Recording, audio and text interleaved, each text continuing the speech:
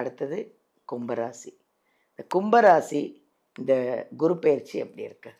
நிச்சயமாக கும்பராசி அன்பர்களுக்கு இந்த குரு பயிற்சியில் மிகப்பெரிய ஒரு மாறுதல் ஏற்படுகிற காலகட்டம். அது பாசிட்டிவா நெகட்டிவான்னு பார்த்துருவோம். பொருளாதார ரீதியாக மிகப்பெரிய ஏன் இந்த பிரச்சனை வந்ததுன்னா, ஜாதகம் திருமண நாளை தவறாக தேர்ந்தெடுத்தது பல பேருங்க. ஒரு எக்ஸாம்பிள் சொல்றேன். நான் திருமண பொருத்தம் இப்போ போட்டுட்டு ஹஸ்பண்ட் ஒய்ஃப்குள்ள நிறைய பிரச்சனைகள் எல்லாம் இப்போ நிறைய நம்ம பார்த்துட்டு இருக்கோம். அவங்களெல்லாம் சேர்க்கறதுக்கான பரிகாரங்கள் ஒரு ஒரு ராசிக்கும் இருக்கா? நிச்சயமாக ஒவ்வொரு ஜாதகத்திலே இப்போ அவங்க 2 பேருக்கும் பிரச்சனை இருக்குன்னு இருக்குண்ணா. வச்சுக்கோங்களேன்.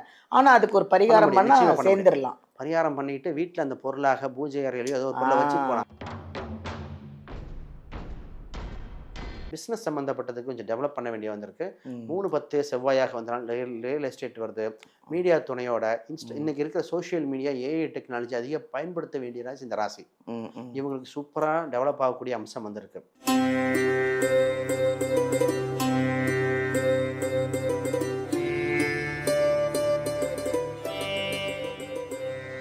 ஹாய், எல்லாருக்கும் வணக்கம். உலகமெல்லாம் பார்த்துட்ருக்கிற எங்கள் ஜோதிட யுகம் சேனல் அனைவருக்குமே வணக்கம். நிறைய விஷயங்கள், நிறைய ஜாதகம், நிறைய ஜோதிடர் விஷயம் எல்லாத்தையும் நாங்கள் நிறைய கணிச்சு ஜோதிடர்லாம் கூப்பிட்டு உங்களுக்காக நிறைய ராசி பலன்கள் எல்லாத்தையும் நாங்கள் உங்களுக்காக கொடுத்துட்ருக்கோம்.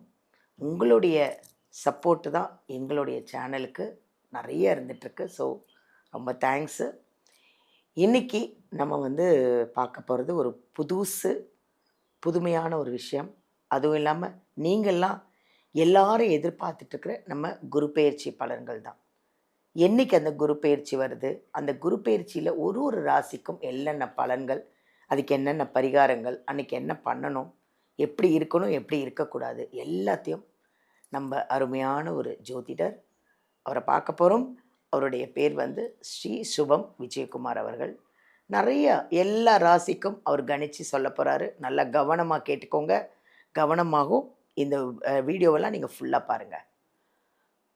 இப்போ நீங்கள் ஸ்ரீ சுபம் விஜயகுமார் அவர்களை காண்டாக்ட் பண்ணணுன்னா வீடியோவில் இந்த நம்பர் எடுத்து அவரை நேரடியாகவும் சந்திக்கலாம். இல்லை நான் வெளிநாட்டில் இருக்கேன், வெளியூரில் இருக்கேன், ஒன்றும் கவலை வேணாங்க.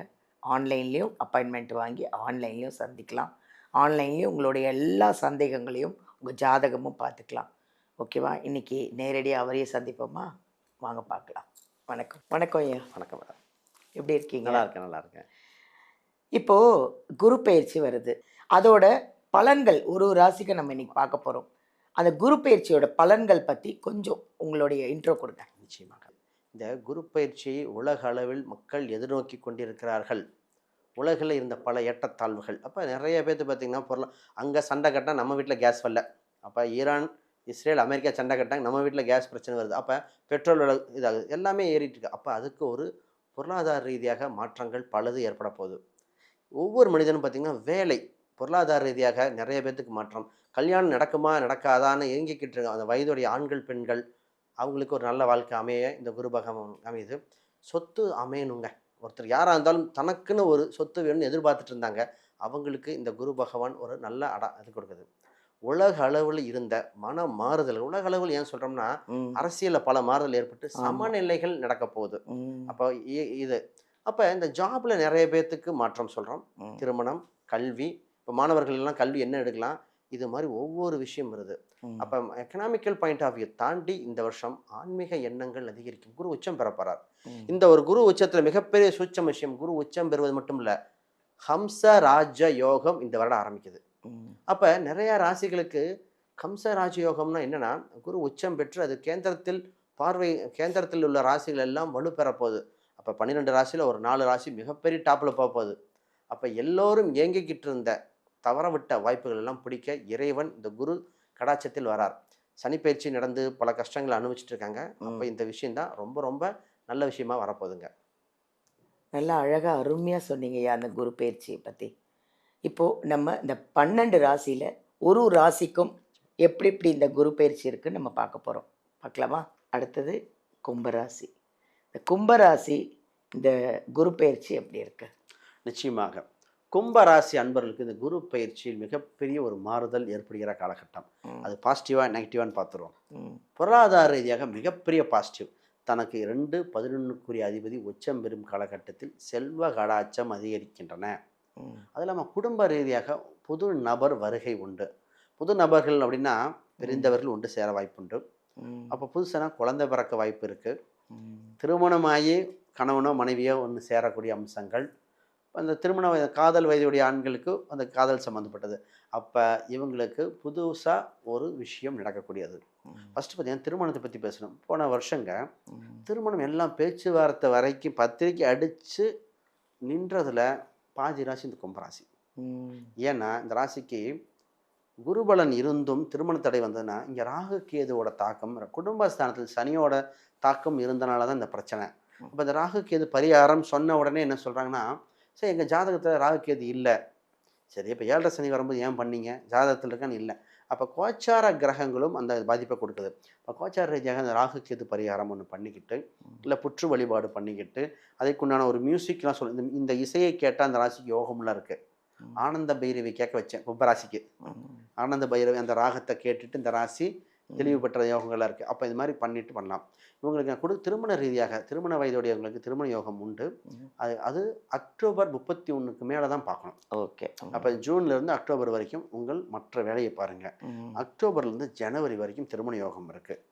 அப்போ அதுக்குள்ளேயே இந்த பொண்ணு பார்க்கறது, மாப்பிள்ளை பேச்சுவார்த்தை பேசுறது, பேச்சுவார்த்தை எல்லாம் பண்ணிக்கலாம். அப்போ ஒரு சில பரிகாரங்கள் பண்ணிட்டு இப்போ சுயம்பர பார்வதி மந்திரம் கேட்டு வந்தால் நல்லாயிருக்கும்.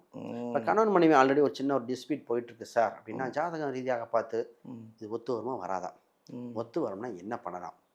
ஏன் இந்த பிரச்சனை வந்ததுன்னா ஜாதகம் திருமண நாளை தவறாக தேர்ந்தெடுத்தது பல பேருங்க. ஒரு எக்ஸாம்பிள் சொல்கிறேன். நான் திருமண பொருத்தம் போட்டு இப்போ ஹஸ்பண்ட் ஒய்ஃப்குள்ளே நிறைய பிரச்சனைகள் எல்லாம் இப்போ நிறைய நம்ம பார்த்துட்ருக்கோம். அவங்களெல்லாம் சேர்க்கறதுக்கான பரிகாரங்கள் ஒரு ஒரு ராசிக்கும் இருக்கா? நிச்சயமாக ஒவ்வொரு ராசி எனக்கு அது தெரிஞ்சுக்கணும்னு ரொம்ப இல்லை, ஒவ்வொரு ராசிக்கும் உண்டு. இந்த காலத்துக்கு அது தேவை. ஆண் பெண் 2 ஜாதகம் கம்பேர் பண்ணிட்டு எதனால பிரச்சனை வருது. ஒரு சிலருக்கு ஈகோ கிளாஷஸில் பிரச்சனை வருதுங்க. ஒரு சிலருக்கு தாம்பத்தியத்தில் பாதிப்பு ரிஃப்ளெக்ட் ஆகிறனால வருது. ஜாதகத்திலே இப்போ அவங்க 2 பேருக்கும் பிரச்சனை இருக்குன்னு வச்சுக்கோங்களேன். ஆனால் அதுக்கு ஒரு பரிகாரம் பண்ணால் சேர்ந்துடலாம். பரிகாரம் பண்ணிட்டு வீட்டில் அந்த பொருளாக பூஜை அறையிலையோ ஏதோ ஒரு பொருளை வச்சு போகலாம். ஏன்னா எப்பயுமே வச்சுக்கிறது விஷயங்கள். ஒரு சில பொருளை உணவு வகையில் சேர்த்து சொன்னேன். எக்ஸாம்பிள் சொல்கிறேன் பாருங்க. Very good. அந்த கணவன் மனைவி 2 பேத்துக்கும் வசியம் இல்லை. நான் சொன்னது ஃபர்ஸ்ட் நீங்கள் யூஸ் பண்ணுற பேஸ்ட்டை மாற்றுங்க, சித்தா ஆயுர்வேதிய பொடியை பயன்படுத்துங்க, ஆலமரத்தில் இருக்கிற அந்த பொடி அதில் இன்வால்வ் பண்ண அப்படின்னா இது மாதிரி கொடுக்கலாம். ஏன்னா அவங்களுக்கு அந்த சுக்கர கடாச்சமே இல்லை. அந்த ஆலமரம் பால் உள்ள மரங்கள்னு அர்த்தம். அதோட அம்சம் கொடுக்கும்போது கணவன் மனைவி வசியம் ஏற்பட்டு அதெல்லாம் அந்த ஜாதக ரீதியாக அந்த பெண்ணுக்குள்ள சொன்னோம். அவங்களே சரி இதெல்லாம் எப்படி சார் வருதானே. ஃபர்ஸ்ட் வேலைக்கு போயிட்டு வரும்போது இந்த ராசி 4ஆம் இடம் சுக்கிரன், கணவனை மனைவியை பார்க்கும்போது புது துணி உடுத்துங்கன்னு. அப்போதான் ஃப்ரெஷ்ஷாக இருக்கணும். அழுக்காக இருந்தால் அந்த ராசிக்கு ஈடுபாடு வசியம் வராது. சூப்பர். இந்த மாதிரிலாம் கொடுக்கலாங்க. இந்த மாதிரி அம்சம் உண்டு. அடுத்து முக்கியமாக நம்ம பார்க்க வேண்டியதுன்னா பிஸ்னஸ் சம்மந்தப்பட்டதுக்கு கொஞ்சம் டெவலப் பண்ண வேண்டிய வந்திருக்கு. 3-10 செவ்வாயாக வந்தாலும் ரியல் எஸ்டேட் வருது. மீடியா துணையோட இன்னைக்கு இருக்கிற சோஷியல் மீடியா ஏஐ டெக்னாலஜி அதிக பயன்படுத்த வேண்டிய ராசி இந்த ராசி. இவங்களுக்கு சூப்பராக டெவலப் ஆகக்கூடிய அம்சம் வந்திருக்கு. எஜுகேஷன் தாங்க இந்த ராசி ரொம்ப குழப்பிக்கிச்சு. மாணவர்களாக இருக்கிறவங்க என்ன படிக்கலாம், கவர்மெண்ட் காலேஜ் கோட்டா கிடைக்குமா, இன்ஜினியரிங்கா, என் பையன் என்ன ஆவான். பொதுவாக அந்த கும்பராசிக்கு பார்த்தீங்கன்னா நாலேஜ் ஜாஸ்தியாக இருக்கும், மல்டி டாஸ்கிங் பண்ணும்.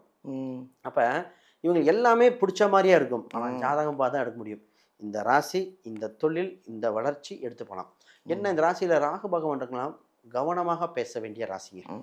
மனசு ஆக்சுவலேஷன். அப்போ ஒரு ஜாதகம் பார்த்தோன்னே ஹாஸ்டலா இல்லை வீட்டிலேருந்து போகிறாங்களா, உள்ளூரில் படிப்பாங்களா வெளியூரில் படிப்பாங்களா, என்ன சப்ஜெக்ட் எடுத்தால் ஷைன் பண்ணுவாங்க, மெடிசனா, இன்ஜினியரிங்கா, இல்லை ஆர்ட்ஸ் அண்ட் சயின்ஸா, இல்லை மீடியா துறையா, இதை தெளிவாக தெரிஞ்சிட்டாலே பாதி சேஃப்.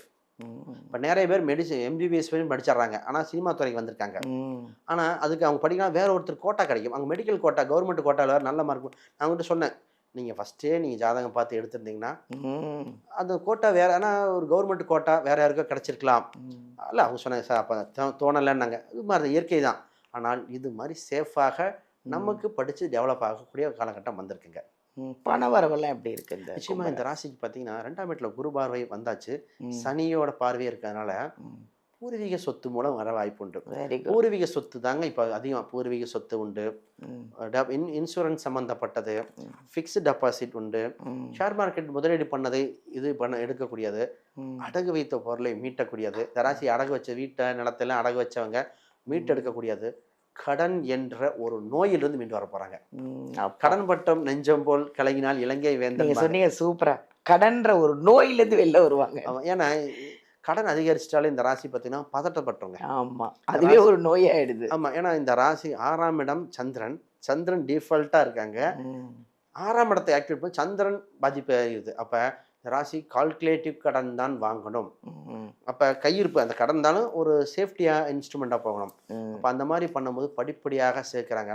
இந்த ராசிக்கு 3ஆம் இடம் நல்லா இருக்கு செவ்வாய். அப்ப எப்படி சேர்த்தோம்னா முழு பணமா இங்க சேர்த்தாம ஒரு கையில கொஞ்சம் காசு இருக்கு, ஒரு டெபாசிட் பண்றேன், ஒரு டிமேட் அக்கௌண்ட்ல சேஃபஸ்ட் ஒரு கோல்டு வாங்கி வைக்கிறேன், சிறுக சிறுக சேர்த்து பெரும் முதலாளி ஆகக்கூடிய அம்சம் உள்ள. Very good very good. ஆரோக்கியம் எல்லாம் நல்லா இருக்கு. இந்த ராசிக்கு ஆரோக்கியம் சம்பந்தப்பட்டது கொஞ்சம் கண்ணும் கருத்துமாக பார்க்கணும்.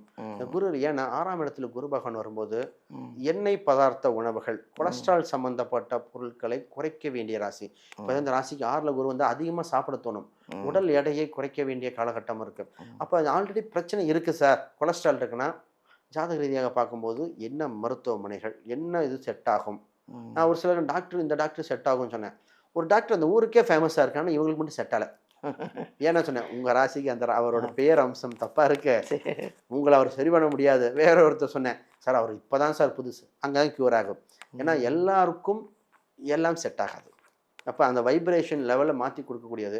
இப்போ இந்த ஹார்ட் ப்ராப்ளம் இருக்கிறவங்க சரியாக வாய்ப்புண்டு, கொழுப்பு கட்டிகள் இருக்கிறவங்க குறைய வாய்ப்புண்டு, அதுக்குண்டான மருத்துவமனை கோயில்கள் எடுத்துக்கலாம். இப்போ இந்த ராசிக்கு கோயில் பரிகாரம் நிச்சயமாக ஒன்று தேவை. என்னன்னா இதை கெட்டியாக பிடிச்சிக்கிட்டா ஜெயிச்சு வந்துடுறாங்க. அப்போ இவங்க கோயில் பரிகாரமாக இவங்க இதை பார்க்கும்போது முருகர் வழிபாடு, சஷ்டி வழிபாடு, முருகர் வழிபாடு பண்ணிக்கலாம். அதில் முருகரில் பார்த்தீங்கன்னா ராஜ அலங்காரமுள்ள முருகனாக இருக்கணும். Very good. இல்லை தங்கத்தேர் இருக்கிற முருகர் கோயிலாக இருக்கணும். அப்போ அந்த மாதிரி, ஏன்னா இப்போ ராஜா பழனியாக இருக்கலாம், ஆமாம் திருச்செந்தூர், ஆமாம் திருத்தணி நிறைய கோயில் இருக்கு. ராஜ அலங்காரம் கம்பீரமாக இருக்கக்கூடிய அந்த மாதிரி அம்சம் குழந்தை வடிவத்தில் வரல, அந்த மாதிரி போனாங்கன்னா அடுத்தடுத்த படிநிலைக்கு இந்த ராசி உயர்ந்து கொண்டே இருக்கின்றன. சூப்பர் சூப்பர், ரொம்ப நன்றி, அழகாக சொன்னீங்க, நன்றி. அதாவது நான் அதான் ஐயா கிட்ட ஒரு விஷயம் கேட்டிருந்தேன். கணவன் மனைவி ஜாதகம் பார்க்காம இல்லை ஒரு பார்த்து தவறாக ஏதோ கல்யாணம் ஆயிடுச்சு, அது இப்போ நிறைய ஹஸ்பண்ட் அண்ட் ஒய்ஃப் வந்து கல்யாணம் ஆன கொஞ்ச நாள்லேயே பிரிஞ்சிடுறாங்களே, அவங்க சேர்றதுக்கான வழிகள் இருக்கா அப்படின்னா கண்டிப்பாக இருக்குன்றாரு. தவறாவோ ஜாதகம் பார்க்காம இல்லை லவ் மேரேஜ் எப்படி இருந்தாலும் சரிங்க, பிரிஞ்சிடாதீங்க. கண்டிப்பாக கணவன் மனைவியை சேர்க்கறதுக்கு ஜாதகத்தில் நிறைய வழிகள் இருக்கா. நீங்கள் அப்படி எந்த பிரச்சனை இருந்தாலும் சரி, வீடியோலேருந்து நம்பர் எடுத்து நம்ம ஐயாவை காண்டாக்ட் பண்ணுங்கள். அவர் நிறைய புது விஷயம்லாம் சொல்கிறாரு. எல்லாரும் சொல்கிற விஷயம் ஐயா சொல்லலை, புதுசாக சொல்கிறாரு. அதெல்லாம் பயன்படுத்திக்கோங்க, யூஸ் பண்ணிக்கோங்க. தேங்க்யூ.